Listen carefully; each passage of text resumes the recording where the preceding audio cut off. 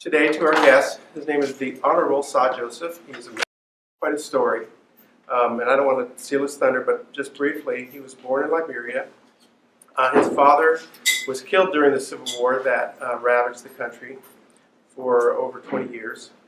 Over 15 years. At the age of 12, he left Liberia to go to Sierra Leone, where he lived in a refugee camp for 12 years. Over the next few years, he moved between other neighboring countries, Guinea, Senegal, and then back to Sierra Leone. It's in Senegal where he met my wife, Carrie, and her husband at the time, Doug West. In Sierra Leone, he established and planted 30 schools and churches.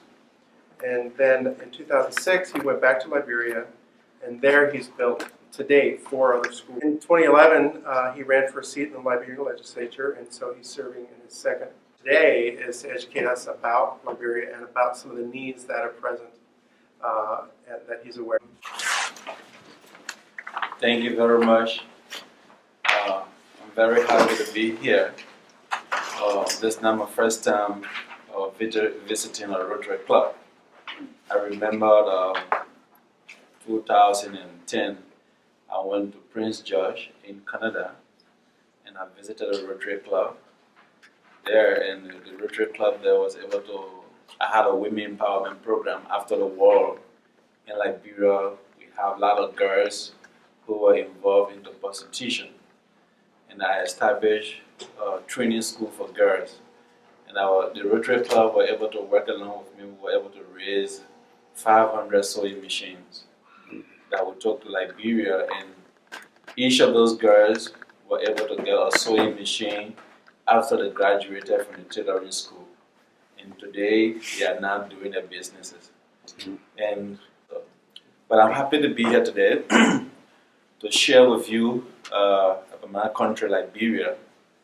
I was a kid, as Pat really said, when the war came, and I have to go to Guinea. And in Sierra Leone, before going to Guinea, and living by myself for 12 years in a refugee camp was a great challenge for me. And it was very tough because you make decisions for yourself. If you make good decisions, they're going to follow you. And I chose to go to school, and I was in school sponsored by the UNHCR in a refugee camp. And then another war broke up in Sierra Leone. The rebels attacked the refugee camp. I was able to escape again. I went to Guinea. In Guinea, the war broke up again in Guinea, and then I was able to escape. I went to Senegal. But what I realized is that I think God has a purpose for me, taking me through all of those different locations. And then I met the church, the Jefferson Baptist Church from Oregon here in Jefferson, and then we started doing church planting in Sierra Leone, planted 30 churches and 30 schools. And I went back home, started 4 schools. Education is like silver, gold, and diamond for us now, because during the civil crisis, we have children who have never been to school, and they begin adult at the age of 20, 25 years. So most of them have never been to school.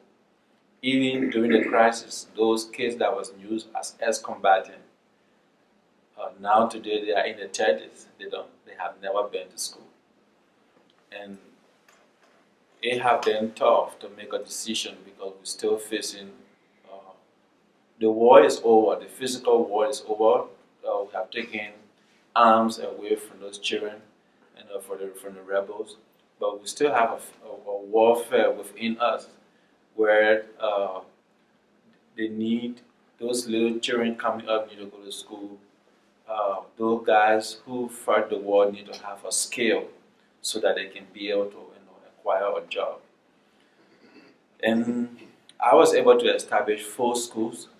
4 schools. Those schools are the only schools now in Liberia, especially in Monserrate County, that provide registration free and school fee free. We were also doing a feeding program at the school, but unfortunately, because of the crisis, I told my friends in the house that if America prosper, Liberia will prosper. And then they said, what do you mean by that? And I made a statement when we had, when Liberia discovered oil, and there was some discussion on who should take the oil, who we should give the oil block to. We had China, we had Russia, and then the Chevron was also going. And in our discussion, I said, I would prefer giving the oil to America. And then they said, well, I should give reason. I said, how many non-profit from Russia are in Liberia? We counted none. How many non-profit from China in Liberia? None. 95% of all non-profit in Liberia are from the United States. And I am the co-chairman on planning and economic affairs that have direct oversight responsibility over all international and national non-profit. And I showed them the listing. And that's how we got Chevron take the oil, block 13. And when the economy of the country went down in the U.S. here, all of the support that we have been facing, all of the support I received to build the charter schools, build the churches, all came from the United States here. So when things came down, we couldn't continue feeding, and now we are struggling on the schools to make sure that children go to school. The medical situation in Liberia is very, very bad. And people are struggling because they can't even afford the money to go to hospitals. We have private clinics, but the government facilities are not equipped at all. Nothing is there. We have the biggest facility that we have, the John F. Kennedy Hospital, that was built by President John Kennedy from the United States. And there is nothing in it. Yeah, nothing. And if you see the listing, they themselves are called back home, and I told them to give me the list, and that's how they submitted the listing. All of our major cases, in case of surgery and what have you, we have to go to a neighboring country. But if you don't have the money, you're going to sit there and then you die. So that has been one of the biggest struggles as well, to make sure that we'll be able to. So I'm here also talking to people in the United States to see, look at our health need, basically equipment, and also equipment that not just, it don't have to be brand new, but whatever that you know you can use. Trust me, we can make use of it in Liberia. So we're also hoping to have a computer school program for some of our youth that are coming up. We want to open a computer school for our schools. So we're looking out for opportunity for that. And also one of the greater challenges, as I told you earlier, is the school. The schools run free of charge, registration free, school fee free. And I'm engaged in government to see how best they can help us to be able to support some of the schools. But the challenges for government are very, very high in that level. So we're doing all we can to make sure that children will have the opportunity. In the school I'm telling you about, when I started first, we had 100 students in the classroom. And I said, well, we need to improve. You can't keep 100 students to one teacher. So we cut down the number to 75. And then we said, okay, let's try to improve again. We came down to 50 students in the classroom. But we have about 80,000 children, where I represent 250,000 persons. And we have about 8,000 children who are not in school. Yeah, and we need to get them in school. That's why we have the schools running and what have you. I think the challenges are very hard in terms of education. And I told members of the House that we need to bring permanent peace to Liberia. What do I mean by bringing a permanent peace to Liberia? Those that fought the war, the kids that was used to fight need to get some skills, need to get some basic education so that they can be able to farm the ends meet, so they can survive. Other than that, today in Liberia, if you have $10,000, you can start a war because you can give them that money, they can do anything. So the great one is but we want to open as combatant program. We were successful with the girls by training young girls, giving them skills, not just the skill. We give them machines. Most of them are doing business. In fact, if you come and register, we just provide free school, but the parents would tell them to get uniform, and you go to some of those girls, they do their uniform for you, and then you give them something. So that have been going very well. So if these guys also have a skill by training them, we want to train them carpentry and masonry, so that they can be able to get a skills where we can get tools for them, and then they can now go and become builders and what have you. They can be able to get jobs from there. So I think it's a great opportunity to be able to serve in that, and that will bring a permanent peace to Liberia. But I would also love to also invite you to our country, Liberia. It's a nice country. We have a long history with the United States. We have the same pledge. It's a pledge allegiance to the flag of the Liberia and to the republic of which it stands. It's everything just the same. Yeah. And this is the only country in Africa that uses the US dollar as a currency.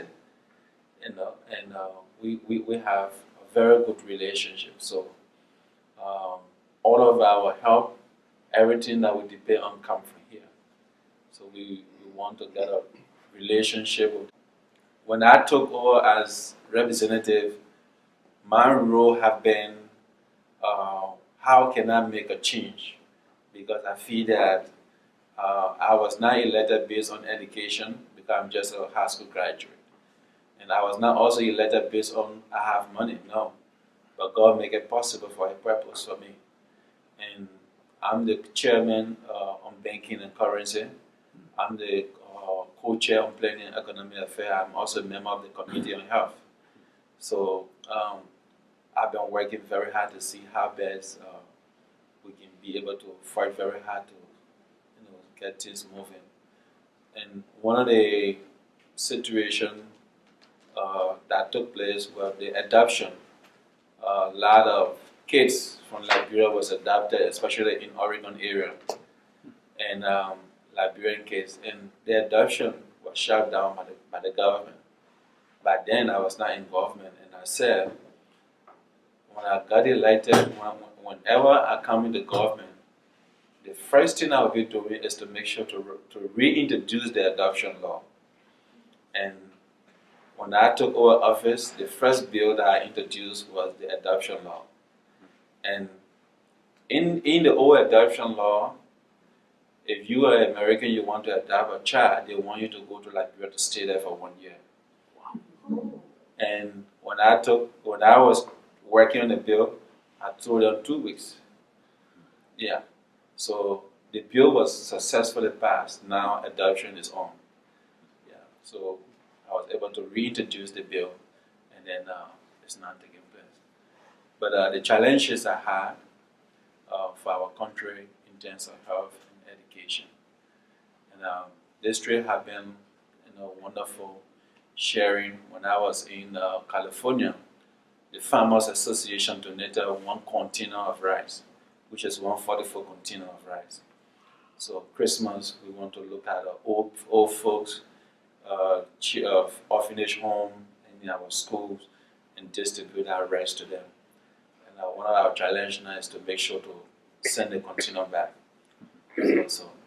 But if there's any opportunity for businesses, companies, we want that relationship, so we can work together at that level. Thank you so much. Okay. Well, thank you very much. Well, thank you, Jeff, for you. So we greatly appreciate you being here. Pat, thank you for a great speech.